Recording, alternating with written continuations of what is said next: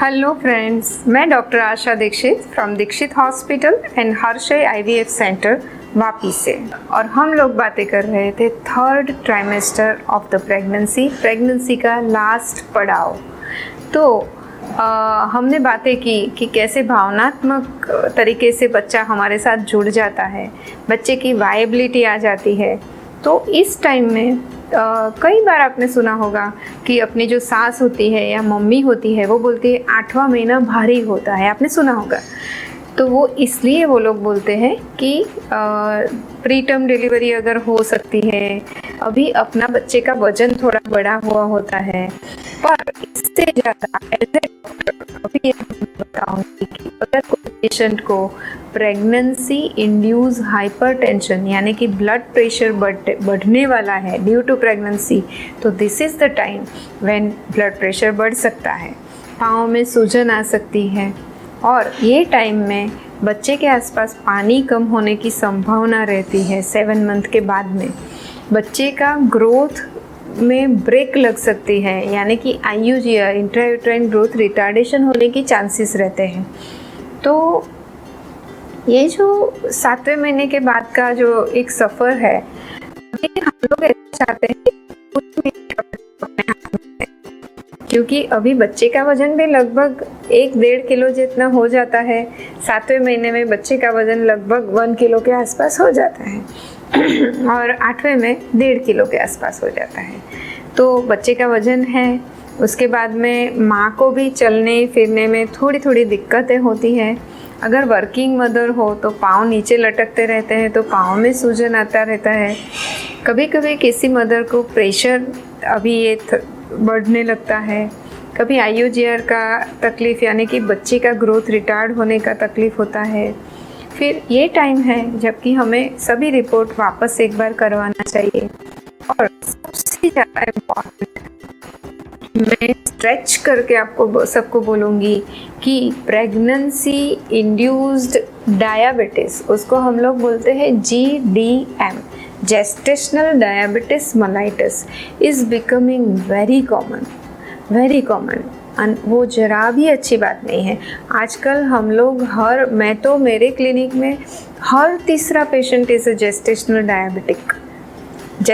Diabetic मतलब pregnancy में उनको डायबिटीज़ आ जाता है, थोड़े लास्ट तो हम लोग उसके लिए एक अलग प्रकार का टेस्ट करवाते हैं जिसमें हम लोग उनको लोडिंग डोज ऑफ ग्लूकोज पिलाते हैं और उसके 2 घंटे के बाद उनका शुगर लेवल करते हैं। उसके ऊपर से हमें ये मालूम पड़ता है कि अगर पेशेंट शुगर लेता है, शक्कर खाता है, तो वो पचाने की ताकत उनमें कितनी है, उसको बोलते हैं इंसुलिन। उनका अच्छे से काम करना है। और ये बात मैं आप सबके साथ इसलिए बोल रही हूँ कि this is very important. India is considered as a diabetic capital and India में diabetes increasing like anything, even in male also. Pregnancy is not licence to hog the food कि केक खाना है, क्रेविंग हो रहा है, ice creams खाने हैं, junk food खाना है बिकॉज मुझे क्रेविंग हो रहा है। No, be careful. आपको बहुत ही हेल्दी डाइट खाना है, डाइटिशियन आपको बताएंगे क्या क्या खाना है, बट बहुत ध्यान रखना है क्योंकि GDM होने के बहुत हर तीसरा जेस्टेशनल डायबिटीज मेलाइटस, और उनको इंसुलिन तक चालू करना पड़ता है, लास्ट तक इंसुलिन देना पड़ता है। बच्चा उस केस में बच्चा मोटा आता है हद से ज़्यादा, 4 किलो का, 4.25 किलो का। और इसके साथ कभी कभी बहुत बड़ा हादसा जो कोई भी माँ बाप नहीं चाहेंगे, ऐसा जैसे कि बच्चे का धड़कन अंदर बंद हो जाना, यानी कि माँ के गर्भ में ही बच्चा मर सकता है 8वें महीने में। तो सोचो माँ को कैसा लगता है, डॉक्टर को कैसा लगता है। तो ये हादसा सबसे ज़्यादा डायबिटिक पेशेंट में होता है, सबसे ज़्यादा। एंड दूसरी बहुत इम्पॉर्टेंट बात है जो कि हम पहले ही बात कर चुके थे, रेस्ट इज़ नॉट मस्ट। हालांकि आपको चलना है, 20 मिनट सुबह एंड 20 मिनट शाम को चलना है, एक्सरसाइज करना है, और शुगर लेवल मेंटेन करने के लिए इवन आपको सुबह जो ब्रेकफास्ट करना है वो सबसे जल्दी उठने के बाद तुरंत 10 मिनट में 5 मिनट में आपको कुछ खाना है थोड़ा सा।